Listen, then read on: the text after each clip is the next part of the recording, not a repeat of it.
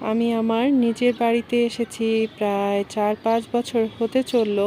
অনেক অনেক মেহেদির ডালা বুনেছি, কিন্তু একটাও তাজা হয় নাই।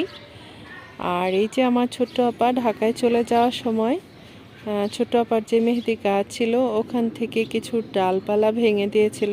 বড় ডালটা হয় নাই, সেটাও মরে গেছে। তো ছোট্ট একটা ডালা, এটা আমি এই যে দেখেন ছোট্ট একটা রঙের পটে গুজে রেখেছিলাম। মাশাআল্লাহ, শুকর আলহামদুলিল্লাহ, এই মেহেদি গাছটা তাজা হয়েছে। আমি আসলে মেহেদি পরতে অনেক বেশি বেশি ভালোবাসি আর কি। তারপর মাথায় মেহেদি দিলে অনেক বেশি আরাম লাগে, ভালো লাগে।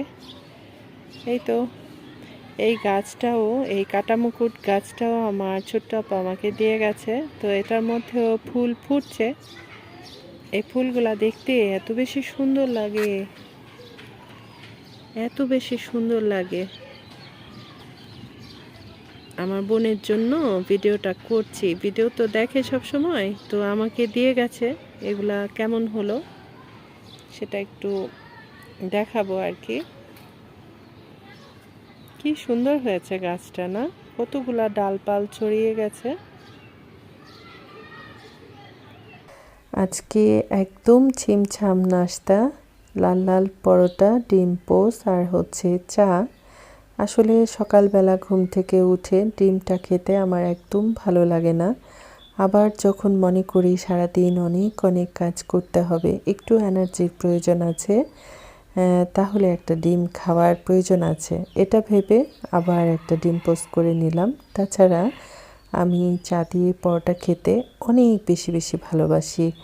প্রিয় ভাই বোন বন্ধুরা সবাইকে আসসালামু আলাইকুম এবং আদাব। সবাই কেমন আছেন? আশা করছি অনেক অনেক ভালো আছেন। আপনাদের দোয়া আর ভালোবাসায় আল্লাহর অশেষ রহমতে শুকর আলহামদুলিল্লাহ আমি ভালো আছি।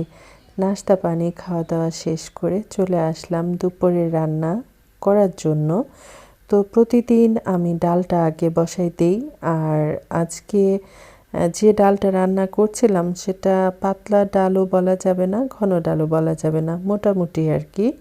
আর একসাথেই পেঁয়াজ, আদা রসুন বাটা, লবণ, একটু হলুদের গুঁড়া, ধনিয়ার গুঁড়া আর হচ্ছে তেল, এগুলো একসঙ্গে দিয়ে পরিমাণ মতো পানি দিয়ে বসাই দিয়েছি। ডালটা রান্না হয়ে গেছে প্রায়। তারপর এখানে টমেটো আর কাঁচামরিচ দিয়ে দিলাম। আর আজকে একটু চাপা শুটকি অল্প একটু ছিল, তারপরও ভর্তা খেতে ইচ্ছা করছে, সে কারণে এটা খুব ভালো করে ধুয়ে লবণ দিয়ে আর হচ্ছে তেলের মধ্যে একটু ভাজাভুজি করে নিয়েছি। তারপর এই তো দেখেন ভর্তা বানানোর জন্য চলে আসছি। তবে একটা কথা আছে, এগুলা সব মরিচ, তারপর হচ্ছে রসুন, পেঁয়াজ, এগুলা দিয়ে কিন্তু ভর্তাটা বানাবো না। অর্ধেকটা মরিচের ভর্তা বানাবো, অর্ধেকটা দিয়ে চাপা ভর্তা বানাবো। আসলে ভর্তার কোনো আইটেম দেখাতে গেলে মুখে পানি চলে আসে, তখন আর ঠিকঠাক মতো ভয়েস দেওয়া হয় না। তো এদিকে কি করেছি, একটা অনেক বড় একটা বেগুন এনেছিল, সেটা কাটাকুটি করে এখানে একটু লবণ, হলুদের গুঁড়া, মরিচের গুঁড়া আর 1 চিমটি চিনি ব্যবহার করেছি। তারপর এই তো ভাজাভুজি করে নিয়েছি। চোখের পলকে আজকে সব রান্নাবান্না শেয়ার করে ফেলছি, তাই না? প্রিয় ভাই বোন বন্ধুরা যারা আমাকে শুনছেন বা দেখছেন, সবার কাছে বিনীত অনুরোধ থাকবে অবশ্যই একটা লাইক করবেন, এবং কেউ যদি আমাকে আজকে প্রথম দেখে থাকেন আমার চ্যানেলটা সাবস্ক্রাইব করে আমাকে এগিয়ে যেতে সাহায্য করবেন। আরেকটা কথা, কেউ যদি নতুন বন্ধু করে থাকেন, মানে আমার চ্যানেলটা সাবস্ক্রাইব করে থাকেন, তাহলে কি করতে হবে, কমিউনিটিতে লেটার রাখতে হবে। একে একে রান্না একটা একটা করা হয়ে যাচ্ছে। তো এই তো চিকেনটা বসাই দিয়েছি আজকে অনেক বড় একটা হাঁড়িতে, সিলভারের হাঁড়িতে চিকেনটা রান্না করার জন্য দিয়েছি। কিন্তু রান্না করতে গিয়ে আর ভালো লাগে নাই আসলে, বারবার তলানিতে লেগে যাচ্ছিল, বারবার নাড়াচাড়া করে মশলাটা খুব ভালো করে কষাই নিতে হয়েছে। ননস্টিক হাঁড়িতে রান্না করলে এই একটা সুবিধা আছে, মানে খুব সহজে নিচনে পোড়া লাগে না আর কি। আর এই তো মশলা ভালো করে কষাই নিয়ে কি করলাম, চিকেনটা ঢেলে দিলাম, তারপর উল্টে পুল্টে মশলার সাথে মিশিয়ে দিলাম। এখন কি করব, ঢাকনা দিয়ে ঢেকে খুব ভালো করে কষাই নেব। আর এই তো কষানোটা হয়ে গেল। কিছুদিন আগে আমার মেয়েকে একটু টমেটো সস দিয়ে চিকেন রান্না করে দিয়েছিলাম, সেটা নাকি তার কাছে আবার খুব বেশি বেশি ভালো লেগেছে। ঝালটাও কম দিয়েছি, ইদানিং তেল ঝাল এগুলো একটু কম খাওয়ার চেষ্টা করছি। আর ঝালটা কাঁচামরিচের ঝালটা খাওয়ার চেষ্টা করছি। তো যাই হোক, টমেটো সস দিয়ে উল্টে পুল্টে আবার খুব ভালো করে কষাই নিব। তারপর পরিমাণ মতো পানি দিয়ে এই যে চিকেনটা রান্না করে নিয়েছি। ফাইনাল লুকটা ফাটাফাটি এসেছে, দেখতে যেমন সুন্দর হয়েছে, চিকেনটা খেতে অনেক বেশি মজা হয়েছিল। আমি যেহেতু খাওয়া দাওয়া শেষ করে ভয়েস দিচ্ছি, সে কারণে বলতে পারলাম। প্রিয় ভাই বোন বন্ধুরা, আমরা সবাই সবার ভিডিওগুলো মন দিয়ে দেখব, আর কি করব, ফুল ওয়াচ করব। কেমন? আজকে কি রান্না করলাম? আজকে ডাল রান্না করলাম, বেগুন ভাজা করলাম, তারপর চিকেন রান্না করলাম, আর চাপা ভর্তা আর মরিচের ভর্তা করলাম। চাপা ভর্তার কিনারে একটু মরিচের ভর্তা আছে।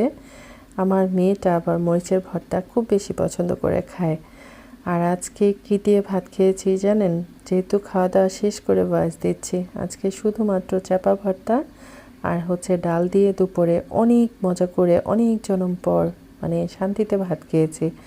আর এই তো দুপুরে কাজকর্ম করতে করতে একটু ক্ষুধা পেয়ে গেছিলো। ঘরে খিরাই ছিল, সেটা কাটাকুটি করে লবণ মরিচ দিয়ে মজা করে খেয়ে তারপর গোসল নামাজ করেছি। আবার চলে আসলাম ছাদের উপর কাপড় তোলার জন্য। এসে দেখলাম সূর্যটা ডুবে ডুবে অবস্থা। ছাদের উপর আসলে ছাদের ভিডিও করব না, এটা কিন্তু একদম হতে পারে না। মন চায় সবসময় হালকা পাতলা করে আপনাদের সাথে একটু হলেও শেয়ার করি। এই যে দেখেন কি সুন্দর লাগছে। তো যাই হোক, গাছপালা সবই মরে মরে অবস্থা। আর সবচেয়ে খুশির খবর হচ্ছে, আমি আমার বাড়িতে এসেছি প্রায় 5 বছর বা 4-5 বছর তো হবেই, কিন্তু অনেক মেহেদি গাছ লাগানো হয়েছে, বারবার মরে যায় আর মরে যায়, কিন্তু অবশেষে এই যে মেহেদি গাছটা তাজা হয়েছে। এটা হচ্ছে সবচেয়ে খুশির খবর আর কি। আর এই তো কাটা মুকুট গাছে ফুল ফুটে আছে।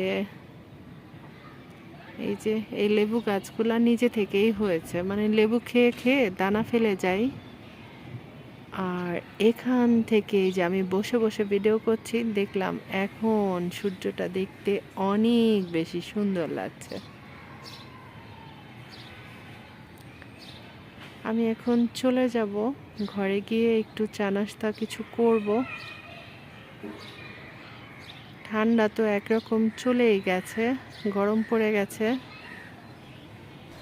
আসলে সকাল থেকে রাত পর্যন্ত ঘর সংসারে কাজকর্ম করে অনেক বেশি বেশি ক্লান্ত হয়ে যাই। ইদানিং কাজকর্ম একদম ভালো লাগে না, তারপরও সর্বক্ষণ চেষ্টা থাকে ভিডিওগুলোর মধ্যে একটু ভিন্নতা আনার। প্রিয় ভাই বোন বন্ধুরা, আমার ব্লগ ভিডিও কার কাছে কেমন লাগছে অবশ্যই কমেন্ট করে জানাবেন। যদি আপনাদের কোনো পরামর্শ থাকে যে এভাবে করলে ভালো হবে বা ওভাবে করলে ভালো হবে, সেটাও কমেন্ট করে জানাতে পারেন। ভুল ত্রুটি থাকলে অবশ্যই অবশ্যই ক্ষমা সুন্দর চোখে দেখবেন। আমরা মানুষ, প্রতিনিয়ত ভুল করব, এটাই স্বাভাবিক। ভালো থাকেন, সুস্থ থাকেন, আবার কথা হবে ইনশাল্লাহ। আল্লাহ হাফেজ, আসসালামু আলাইকুম।